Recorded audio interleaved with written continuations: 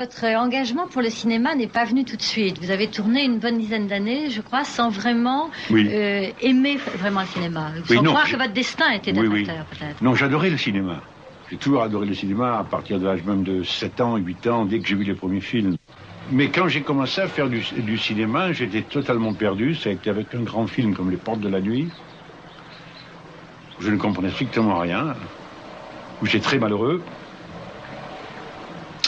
Où je ne comprenais pas ce que voulaient dire les marques par terre et pas sortir des marques, par exemple. Où j'avais un accent qui n'était pas un accent du Midi, mais pas un accent du Nord, on ne sait pas très bien quel accent. Je ne comprenais pas certains mots argotiques que Jacques avait mis dans le scénario, je ne les comprenais pas. On va l'expliquer, bien entendu, après. File le train, par exemple, je ne savais pas du tout ce que vous allez dire. File le train, ça paraît bizarre aujourd'hui, mais c'était pas, les choses n'étaient pas comme elles sont aujourd'hui. Un shintok, je ne savais pas. Hein. Et d'autres mots comme ça. Et puis c'est vrai que c'était quand même, le rôle était pour Gabin qui avait à l'époque entre 45 et 50 ans, et moi j'en avais 23. Hein. Vous auriez pu aussi bien arrêter le cinéma et ne faire qu'une carrière, mais j'avais arrêté. Qu'une carrière de chanteur. Oui, j'avais arrêté. J'avais fait un autre film qui s'appelait L'Idole. Tout simplement, oui. C'était vous l'idole? Oui, bien sûr. Et c'est Simone Signoret qui vous a redonné le goût du cinéma? C'est Clouzot et Simone, oui. Quand Clouzot a voulu faire Le Salaire de la peur, il est venu me trouver et je chantais à l'Étoile à ce moment-là. C'était en 49. Et il m'a dit, voilà, il faut faire le film, je voudrais faire ça. Et j'avais pas lu le bouquin. Mais qu'est-ce que vous intéresserait, vous, comme rôle? Parce qu'il y avait Jo, c'est-à-dire Jo, c'est le rôle de Vanel. Et puis il y avait l'autre, Mario, quoi. Qu'est-ce que vous voulez faire, Mario ou Jo? Ah, je sais pas. Vous l'avez lu, n'est-ce pas? Je dis oui. Je savais que c'était une sorte de camion, mais c'est tout. Oui. Alors qu'est-ce que vous voulez? Avec la pipe, qu'est-ce qui vous intéresserait, vous? C'est Mario qui vous intéresse? Alors je guettais lui. Ah oui. Ah, ou alors c'est Jo. Et c'est pas mal, Jo, c'est pas mal. Ah, bon, on va voir. Il faut que j'y travaille. Il faut que je réfléchisse, on verra.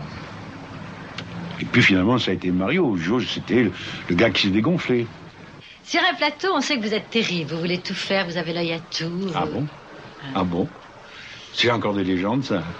Mais pas du tout. Je suis intéressé, je suis sur le plateau. Je reste à côté du metteur en scène.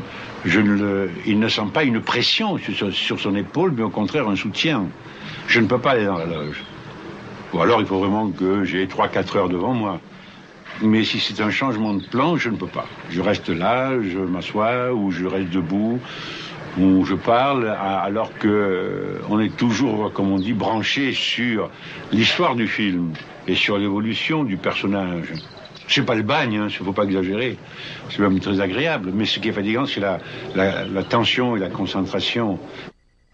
Et aujourd'hui, comment choisissez-vous vos rôles? Pour l'instant, je ne choisis rien du tout. Je choisis pas. J'ai eu la chance d'avoir des gens qui sont venus me trouver en disant, voilà, j'ai cette histoire, est-ce que ça t'intéresserait de la faire? Je pense que c'est comme ça qu'il faut faire les choses. Je sais que chaque fois que vous voulez essayer, vous, de faire quelque chose, ça se retourne. Je sais pas pourquoi. Mais qu'est-ce qui est déterminant dans votre choix, dans ce qu'on vous propose? C'est l'histoire, d'abord. Bien sûr, le rôle, mais c'est l'histoire. Ça sert à rien, un bon rôle. Un bon rôle dans une mauvaise histoire. Ça n'intéresse personne. Quelle est la définition que vous aimeriez qu'on garde de vous dans une histoire du cinéma au XXIe siècle? Qu'est-ce que vous diriez de vous-même? Si je vous réponds là-dessus, je ne sais pas quoi. D'abord, ça me donne le temps de la réflexion. Je ne sais pas quoi. Je vais essayer de vous trouver quelque chose de forcément original et qu'on n'a pas dit. C'est toujours un peu bidon, ça. Il y a une phrase qui est très jolie, qui n'a rien à voir avec ça. On a demandé un jour à un auteur japonais qu'est-ce qu'il souhaiterait le jour de sa mort. S'il avait un vœu à formuler, il a dit je voudrais que ma mort dérange le moins possible. C'est peut-être joli, ça, non? Ça peut être un summum d'orgueil, mais je trouve ça très joli. Je souhaiterais que ma mort dérange le moins possible. C'est bien, non? Enfin, j'ai pas envie de mourir, hein. C'est pas demain la veille, je vous préviens.